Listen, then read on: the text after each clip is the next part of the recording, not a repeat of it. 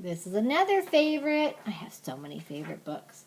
It's the story of Ferdinand by Munro Leaf.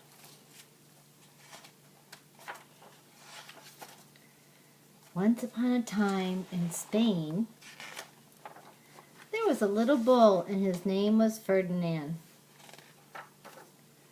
All the other little bulls he lived with would run and jump and butt their heads together.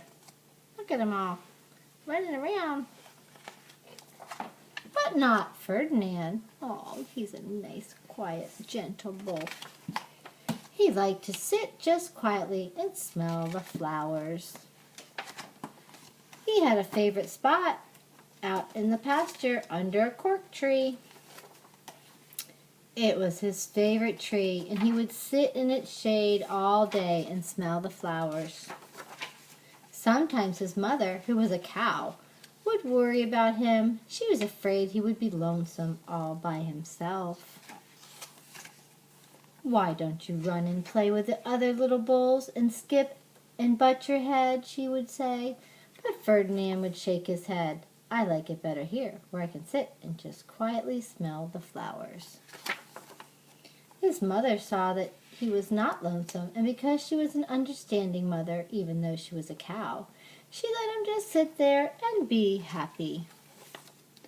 As the years went by, Ferdinand grew and grew until he was very big and very strong. Look at his mom wrote, "This is how big Ferdinand was at 1 week. This is how big he was at 3 months. Him is a year, and now him is 2 years. Look at the vulture looking at him. All the other bulls who had grown up with him in the same pasture would fight each other all day. They would butt each other and stick each other with their horns. What they wanted most of all was to be picked to fight at the bullfights in Madrid. But not Ferdinand. He just liked to sit quietly under the cork tree and smell the flowers. Nice, sweet Ferdinand. Oh my, who are those people? One day, 5 men came in funny hats and to pick the biggest and the fastest and the roughest bull to fight in Madrid. Let's see, 1, 2, 3, 4, 5. All the other bulls ran around snorting and butting and leaping and jumping so the men would think they were very, very strong and fierce and would pick them.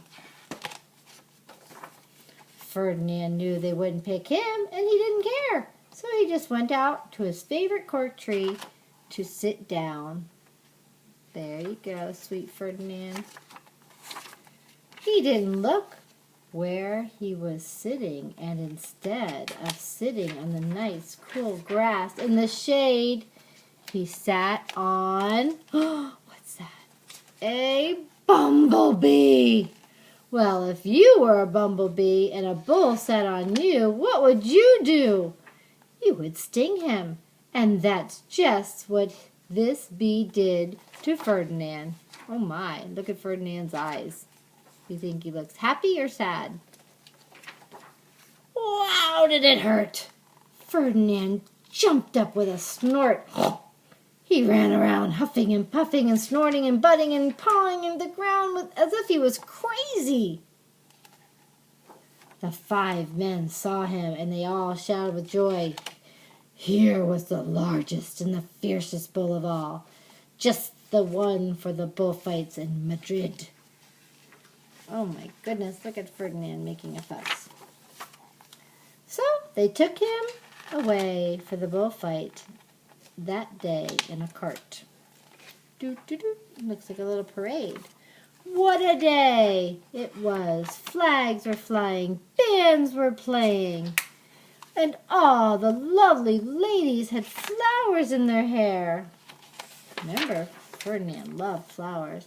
They had a parade into the bull ring. First came the bandolerians with long, sharp pins with ribbons on them to stick in the bull and to make him mad. Look at that. Let's see how many of them there are. 1, 2, 3, 4, 5, 6. Oh my, look how mean they look, and they have big pins. I hope they don't stick Ferdinand.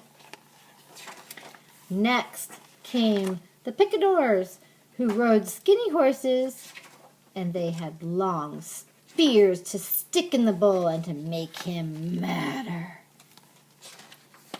Then came the matador, the proudest of all.